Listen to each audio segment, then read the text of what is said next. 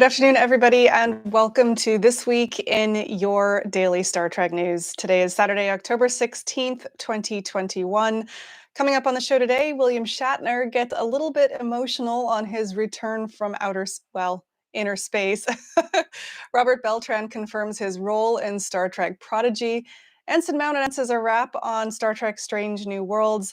Plus, Star Trek Online has launched a new Halloween event, and we talked to Ian Spelling about the new book, Star Trek: A Celebration. My name is Alison Pitt, and today's show is supported by people like you through Patreon.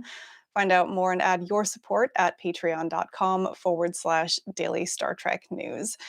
Now, just a reminder, if you're listening to me on the podcast today, you are welcome to join us on the live stream every Saturday at 2 p.m. Pacific time on YouTube.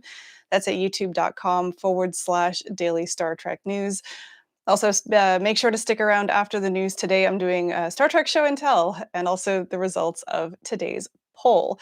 Now, today's poll, of course, because we're keeping with a Shatner in space theme. If you were offered it, would you go to space on Blue Origin? It's a simple yes or no question. If Jeff Bezos came to you and said, "We're going to send you to space, would you like to go?" Would you say yes or no? I have my opinions, and we'll find out all about that and how you guys feel at the end of the show. The poll is running simultaneously on Twitter as well, so you can go and check that out and see what people on Twitter are saying too. All right, now before we get into the news today, I just want to tell you about another member of our Star Trek family that we sadly lost this week. You might have heard about it on our website or on our social media. Stuntman Bob Herron, who played the original Kahless the Unforgettable in Savage Curtain. He was also a stunt performer for a few Star Trek episodes and all over Hollywood. In fact, he was a founding member of the Stuntmen's Association. He passed away last Sunday, October 10th. He was 97 years old. He passed away from complications from a fall. But at 97 years old, he had a really rich and wonderful life. So join us in sending condolences to his family. Go and check out some of his work if you have a chance. All right, so let's get started. And really, the big story of this week was William Shatner and his trip to not quite outer space, but technically, depending on who you ask, William Shatner did go into space. It happened on Wednesday. It was originally scheduled for Tuesday, and then they rescheduled it because of forecasted high winds.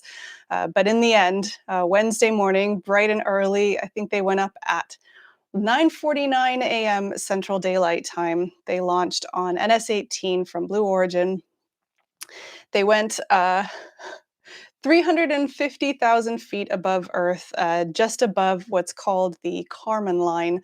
It's an arbitrary dividing line between Earth and space. And they were up there they were in flight for about 10 minutes. They were weightless for a little while, and then they touched down at just before 10 a.m. Central Time. Now, if you happen to watch this, you can watch it all back on Blue Origin's YouTube channel. I would highly recommend that you do so. I was pretty skeptical. Some of these things are getting a bit blasé. I mean, there's launches happening on a regular basis now, it feels like. But it was still a pretty emotional experience. The entire live stream is a couple hours long. And of course, the launch itself is very short. You can also see some footage from inside the crew capsule. That's on Blue Origin's. It's probably on their website now. Earlier this week, it was only on their social media with some pretty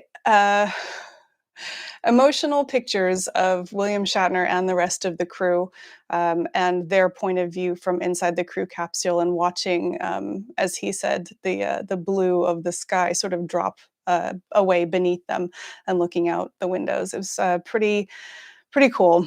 So when he landed, the interview that William Shatner did with Jeff Bezos was very interesting. And William Shatner, if you've ever seen him in person, is somebody who has a really interesting innate ability to command a crowd.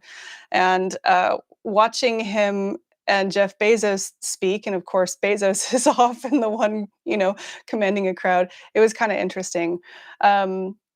There was much champagne popping, much celebration, and William Shatner was visibly emotionally impacted by the entire experience. He said everybody in the world needs to do this to see that blue color kind of whip past you, and then you're staring into the black. And he said to Jeff Bezos, "I hope I never recover from this." Regardless of how you feel about Blue Origin or William Shatner, it's a pretty emotional thing to watch. So I'd recommend that you go and do that.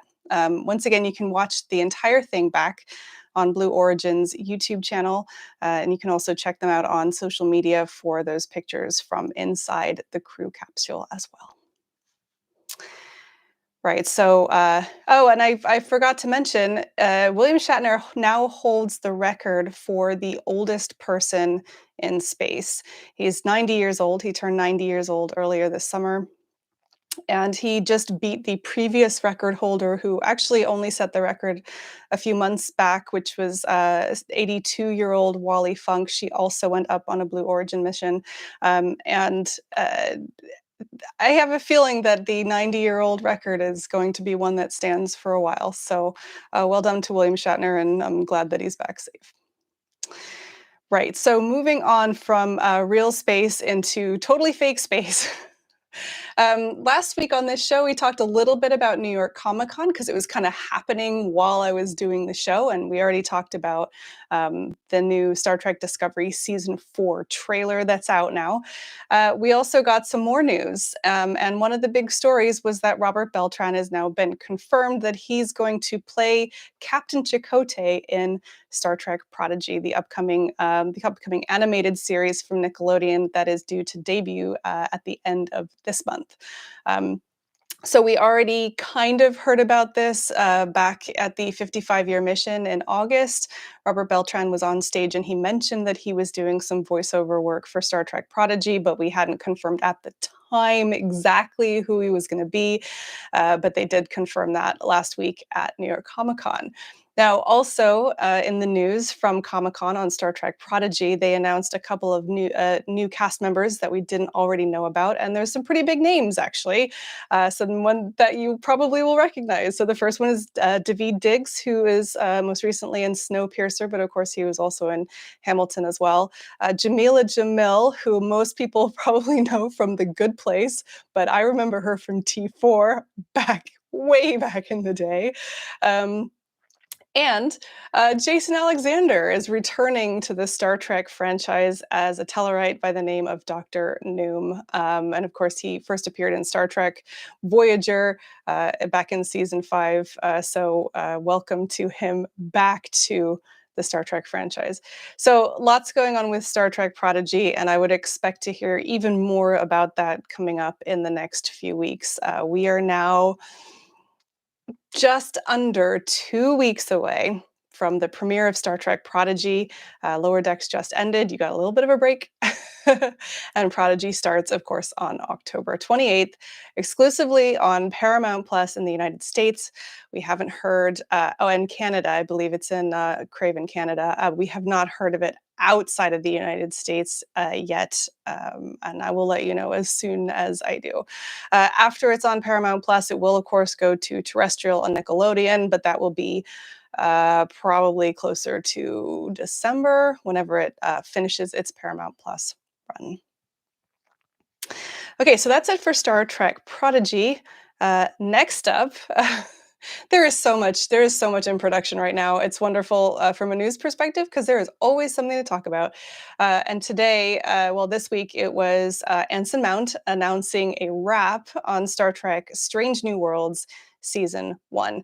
Now, we had finished principal filming a few months back, but it was just this week that Anson Mount put out a video on YouTube and other social media channels talking about a full wrap on the filming. And now it's going over to post-production. So what did he say? He said, all of our footage now gets to go over to our incredible post-production team to begin their process. And hopefully we'll be getting something out to you sometime next year. We have to get past, let's see, Star Trek Prodigy, Star Trek Discovery Season 4, which comes out in November, Star Trek Picard Season 2, which is in February, and then we've got Strange New Worlds sometime next year. Anson Mount was also very appreciative to the fans because I'm sure you all already know part of the reason that Strange New Worlds even exists is because of the push from fans for a Captain Pike series and for something that was harkening a little bit more back to the original series with its episodic nature. So Anson Mount said, I just want to remind you that this is happening because of you, the fans. You've made this happen, and we are so grateful for your support. Again, thank you for giving us this opportunity, and we hope you like it.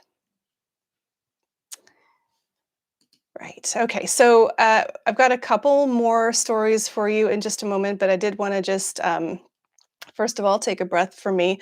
I'm not feeling very well today. I apologize.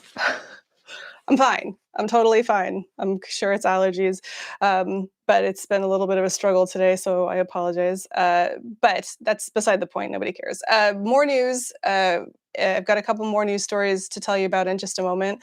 But before we get to that, I just want to remind you that this show is really supported by people like you on Patreon.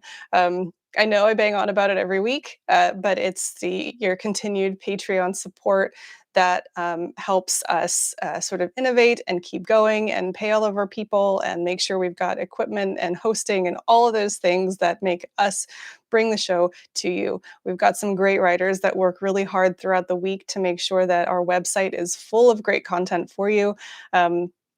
We pay for a wonderful newsletter hosting service that makes sure that the newsletter gets to you every day. And of course, the equipment that I use to broadcast every day as well. All of that is paid for by Patreon supporters. So thank you very much. If you like what we're doing and you'd like to see more of it, please consider chipping in with a monthly pledge. That's at patreon.com/Daily Star Trek News. It's from $1. The first tier is just $1 a month, and you can actually pay for a whole year for about $10 because there's an annual discount, and it's kind of neat. So yeah, check that out, patreon.com/Daily Star Trek News. I really appreciate it. And for any of our Patreon supporters who are listening or watching today, thank you very much. Also, make sure you log into the Discord and say hi. Okay. All right. So moving on to some more news. Hands up who plays Star Trek Online. I'm going to half hand up. I don't have a PC anymore, so I don't play it as much as I used to. But it is also, of course, available on Xbox One and PlayStation 4. And something very exciting happened this week, which was that they put out a brand new Halloween-themed event. Now, they do special events from time to time. So we had First Contact Day, where you get to build a big statue of Zefram Cochrane. The annual Lolanaut Festival on Ryza is a tremendous amount of fun with your I forget what they call them. They're hoverboards and jetpacks and just getting to have a tropical holiday. It's wonderful. They also actually used to do a spooky themed one that would come out on Friday the 13th called Hearts and Minds. That one's very fun. But this is the first time they've done a strictly Halloween event, and it goes on for a couple of weeks. And it's a proper event, so you can actually save up participation tokens and get yourself a grand prize. Let me see what that was. The grand prize this time around is the Transmuter Wand Universal Kit Module and the Old One Vanity Pet. So this episode is actually based loosely on the TOS episode Cat's Paw. The artwork for it is great. There's some witches and a magic ball. What do they call it? Crystal ball. Words fail me. And a black cat, and it should be a tremendous amount of fun. I have not played it yet, so no spoilers. But here's what Star Trek Online has to say about the event. Powerful extragalactic beings known as the Old Ones have traveled to the Milky Way galaxy to study the worlds and life forms there. Through the use of a powerful device known as a transmuter, the Old Ones are able to perform amazing feats, including mind control, illusion, and teleportation. This tremendous power was detected by a group of Davidians, and the malevolent creatures moved to seize the transmuter and imprison the Old Ones. Should the Davidians learn the secrets of the powerful device, every living being in the galaxy will be vulnerable to attack. It's up to a squad of brave officers, that would be you, to travel to Castle Pyrrhus and thwart the latest Davidian plot. So yeah, like I said before, this is running simultaneously on PC, Xbox One, and PlayStation 4. Star Trek Online, of course, is a free-to-play MMORPG. You can find out more about that, including how to download it at StarTrekOnline.com. Right, and finally today, I just wanted to let you know that we had a really great interview this week with author Ian Spelling. And so those of you who go to STLV, you actually might recognize Ian. He is often on stage interviewing big celebrities and so forth. He's been in the business a really long time and has actually interviewed people like George Takei and Gene Roddenberry. He has co-written the new book, Star Trek: A Celebration, with Eagle Moss's Ben Robinson, and the book has been put out by Hero Collector. It's available now. And one of our writers, David Powell, did an interview with him where they talked about Ian's his background and his experiences in interviewing celebrities, and particularly Star Trek celebrities. And then they talk a little bit about what makes this book different, why you're going to want to pick it up this year, and what he thinks that people will really enjoy. I did want to mention that. So we asked him specifically what he was most excited for fans to discover in the new book, and here's what he said. He said, the photos and sketches are great. Personally, I love the art on page 191, where you've got 3 drawings of the dolmen of Ayla. I can't pronounce that on top. Dolmen of Elas. By the way, this is the hardest part of everything that I do with Star Trek. I can never remember how to pronounce people's names, and it's very embarrassing, so please don't make fun of me. Anyway, the dolmen of and he's got 3 photos of France Nguyen and the resulting costumes in those pictures as well. And he also says, for fans who like Trek history and stories that they might not know, we're proud that we've got new interviews in the book with April Tatro, who played the human version of the cat Isis in Assignment Earth. Andrea Drum, who played Yeoman Smith in Where No Man Has Gone Before, and then opted out of Star Trek to make the movie The Russians Are Coming. The Russians Are Coming. And they've also got Carrie Foster, who is the last living person to act in The Cage with Jeffrey Hunter, and then also on Star Trek with William Shatner. Ian Spelling also says that they've got Whoopi Goldberg talking about Nichelle Nichols, and also Jeffrey Hunter's son, Chris, sharing some of his memories about his dad. Long story short, it's a beautiful book. You should check it out. It's available to order now. And also, please go onto our website, dailystartreknews.com, where you can read the full interview with Ian Spelling. It's a really fascinating conversation with a guy who has been interviewing celebrities and doing this sort of thing for a really long time. So please go and check that out. I hope you enjoy it. Yeah. All right, well, that is it for this week in Daily Star Trek News. Thank you so much for listening. Just a reminder that if you are listening to this on the podcast, you should come and join us on YouTube for extra chat and extra fun, and also things like Star Trek Show and Tell, which is coming up in a second. Remember that you can find all of this week's stories, including the ones that I've covered on the show, and a bunch more on dailystartreknews.com. We've also got them listed in the show notes for this episode. And of course, if you're missing your daily fix, then please sign up for the Daily Star Trek newsletter at dailystartreknews.com/contact. We'll send you all the day's stories straight to your inbox. You don't have to do anything. It's very easy. Anyway, thank you again for listening. This show is produced by me, Alison Pitt, and it's written by Chris Peterson, Marina Kravchuk, Jack Brown, T. Rick Jones, and David Powell. And of course, it's supported by people like you through Patreon. That's at patreon.com/Daily Star Trek News. Okay, so listen. Let us move into, we've got 2 things to cover now that the news is finished, which is show and tell, and also our poll. So for those of you listening in the chat today, please check out the poll. If you haven't voted yet, please do so. And Son of a Red Shirt actually points out, yes, please hit the like button. If you're listening to this on YouTube, yes, if you can hit the like button and share it, helps me out. So I appreciate that. Also, I will try and keep up with the chat. I'll try and scroll back. But if you have a burning question that you would like to ask, you can also hit the super chat button there, and that will call attention to it, and I can get you that question. So, right. Show and tell this week is actually kind of a continuation of that week. Last week, last week I showed you a Star Trek photo book. I forget what it's called, like a photo something that I had signed by. Oh my God, his name is escaping me. All I can think of is. His name is escaping me. It's a really famous author. See, I'm not feeling well today. It's making my head go funny. Anyway, that was last week. You can go back and watch last week's show. Don't laugh at me today. But I wanted to show you some other Star Trek comics that I really, really love. So I just picked this one up last week, which is the finale of Star Trek Year 5. I actually was trying to get the variant cover because they do some absolutely amazing variant covers for these Star Trek the Year 5 comics. I just want to show you this one. So this was the variant cover that they didn't have, but this one's nice as well.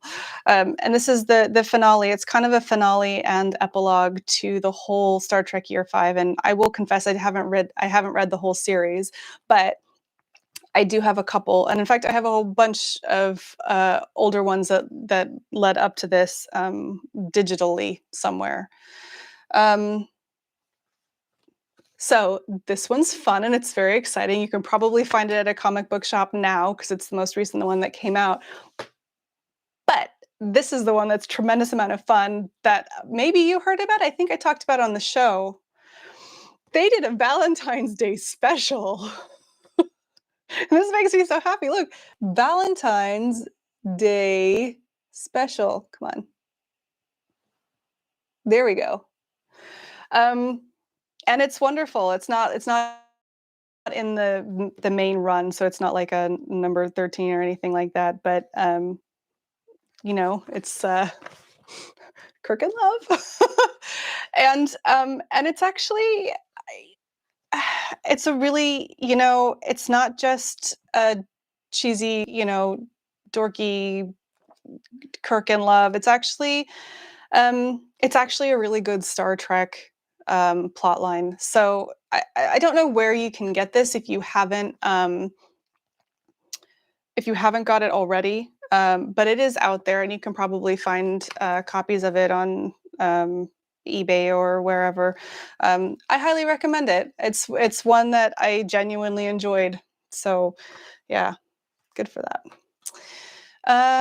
Okay, so we're going to have a look at our poll, and I'll give you another couple minutes to vote in this one if you haven't already, but I'm going to flip over to Twitter and see what people are saying on Twitter too. Actually, you know what? I'm not going to do that. I'm going to go and read through the chat because you guys have been here all day and I've barely said hello. I'm going to say hellos first. So Tim, hi. Mohammed, hi. Christoph, Paul. Oh, Marina's here. Hi, Marina. Son of a Red Shirt I mentioned before. BC. And Anne. Hi, Anne. Oh, BC very bravely trying to teach me how to pronounce Elas.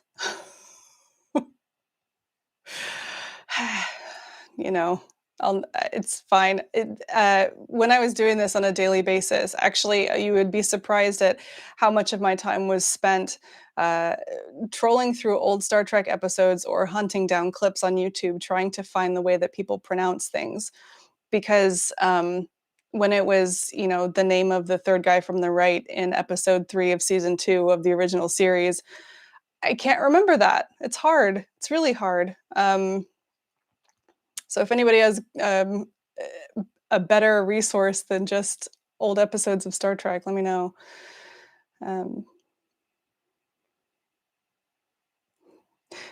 Dark Element 209 says hello from Stockton, California. Hello.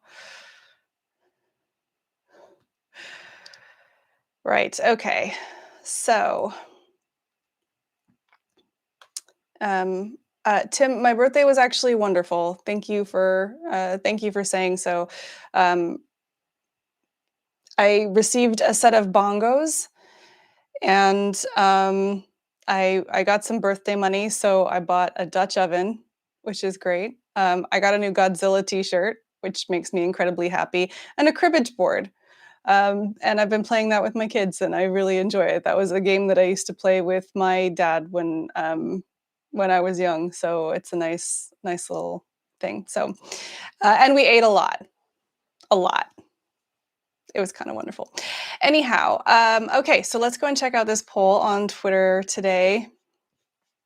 I'm going to refresh it and see what we say. So, on Twitter so far, and again, this goes overnight, so it might change, and it has already, like, I'm looking at it now, it has actually already changed. Leading with 58.8% of the vote on Twitter is the no vote, with yes being only 41.2%. One person commented that Blue Origin hasn't actually gone to space yet, just the upper atmosphere, so that's untested. Now, that is technically true. I think that depending on who you ask, the Kármán line is space or is not space. I don't actually care that much. They went, it was dark up there, and they went into 0G, so I count it. Okay. So here on YouTube in the chat, the poll today is actually freakishly similar to what Twitter is trending. So the no vote is winning by, here, actually, I'm going to end the poll. The no vote is winning 53% to 47%. Oh, no, it came in 53 to 46. So I don't know how they're rounding that, but that's okay. Personally, I am not interested. If you watch it back, I mean, what it is it goes straight up and then it falls to earth. So it's less, it is less like flying and more like being shot vertically upwards and then hoping you fall okay. I think it sounds terrible. I don't even like tall buildings. So the idea of being 350,000 feet above the earth and then going, I don't, it just doesn't appeal to me. What's funny is I was thinking about this before the show today, and I thought, because there's always a trope, right? There's always the grumpy person on Star Trek who doesn't want to take the transporter because it's unsafe and it's terrible and whatever. I am 100% for the transporter. Like, even like if it's if there's, I'm okay with like transporter accidents and getting lost in the buffer, and the whole idea of the fact that you're actually like dismantling all of your atoms and then you're putting them together in a completely new configuration, and that whole "are you even you" on the other side of the transporter, that is all fine to me, because you know what happens is that your atoms get taken apart really fast and you don't even know what's happening. I far prefer that than crashing to Earth from 350,000 feet in the air. Also, if you go and watch it, they did not land softly. They landed on ground in the middle of the desert with a pretty big thump. It's not my cup of tea. So, and what's funny is clearly a slim majority of you guys also think the same thing. Now, Mohammed has mentioned that there are planes that offer a weightlessness experience, and that I don't have a problem with. The vomit comet, which I don't think they call it that anymore, that is an airplane that takes a parabolic trajectory, and I am fully okay with that, because you know what it has when you get out the apogee of the parabolic trajectory is you have a plane with wings and an engine. And this is a key difference from the Blue Origin crew capsule, which has it's a little dome and it has parachutes. And if you watch, so here's something, and maybe somebody can explain this to me. If you watch the video back when they landed, so these guys walk up to the capsule, and so it's, the capsule's there, and then it's got the three really big parachutes that come off of it. These guys go up to the capsule and they start grabbing on the ropes that attach the parachute to the top of the capsule, and they start pulling on it, like pulling on it hard, like they're trying to yank it off. And I was trying to figure out what they're doing, because do they think that they're going to pull that off? Or like, is there a trick to it? Because 10 seconds ago, that rope was holding up people in a crew capsule as it plummeted to Earth from, again, 350,000 feet in the air. I would like to know more about what exactly they were doing, because it wasn't just the one. It never came off, but they were tugging really hard on the parachute, and then they gave up, and then they walked around to the other one. Maybe they were trying to move it out of the way for the camera or something. I don't know. Regardless, when you see it on the ground, you're like, that's like it looks like an upside down Tupperware bowl with a lid, right? And it's got 6 people inside, or 4. I can't remember if it's 4 or 6. It's got people inside of it, and it was just looked like it was parachutes. It's not. It's not. It's not my cup of tea. And Christoph, I understand. Yes, high flying vomit comet with parachutes instead of. Yeah, there's a really big difference in my estimation between parachutes and wings, and maybe that's because I used to study aeronautical engineering. So wings, I'm cool with. Parachutes, I'm less cool with. So anyway, that's my rant about Blue Origin and going to space. I would like to go to space one day, but there's a number of different methods of getting there. And until we invent a transporter, which we never will, because a Heisenberg compensator is a key component and it doesn't exist because it's made up, because it can't. That's a rant for another day. It's like the one piece of Star Trek technology that probably, I say probably because you never say never, but that's the one that's really, really made up. It's never gonna happen. The Heisenberg compensator, by the way, I may have actually ranted about this on the show before. The Heisenberg compensator is the absolute best piece of science fiction ever, as far as I'm concerned. Whoever came up with it, it is so simple and it's so wonderful. For those of you, now I'm going to botch the explanation of this, but for those of you who don't know what a Heisenberg compensator is, it basically compensates for the fact that you cannot know the exact. It is there's 2 things. It's like location and the other thing of any given subatomic particle at any given time. You can't know it, and so therefore you can never, like a transporter can't, it won't ever work.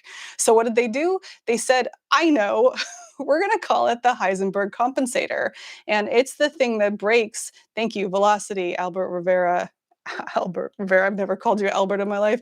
Al Rivera in the chat has said velocity, position and velocity. Thank you.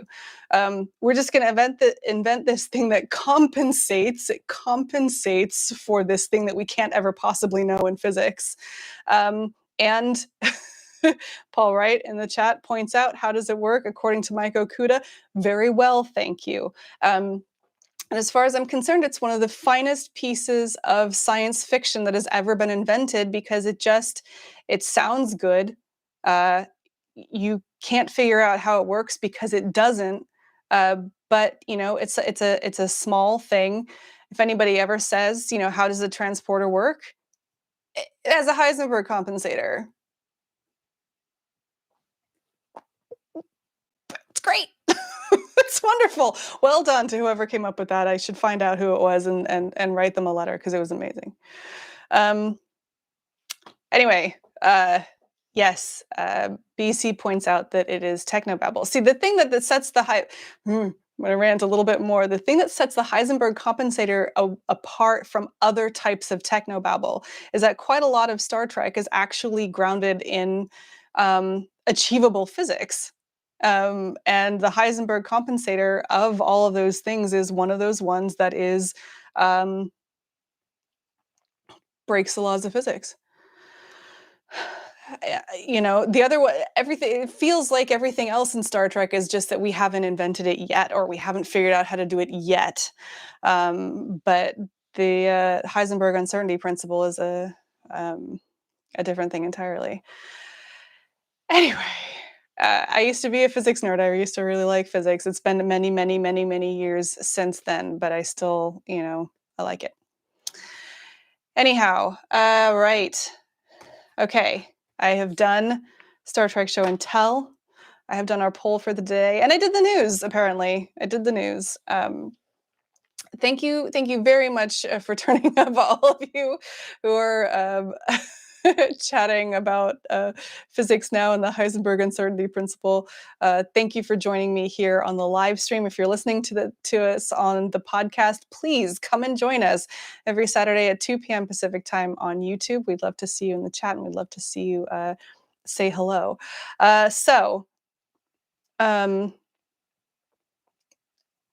Mohammed says unboxing? Question mark. I don't know what that means. And Al Rivera, who works for Star Trek Online, has just asked me if I played the Halloween event on Star Trek Online, which means that it's a really good time for me to sign off the show. I haven't yet. I think I might need to go do that. I'm actually not even at Endgame on Xbox yet. So he's gonna disown me as a friend.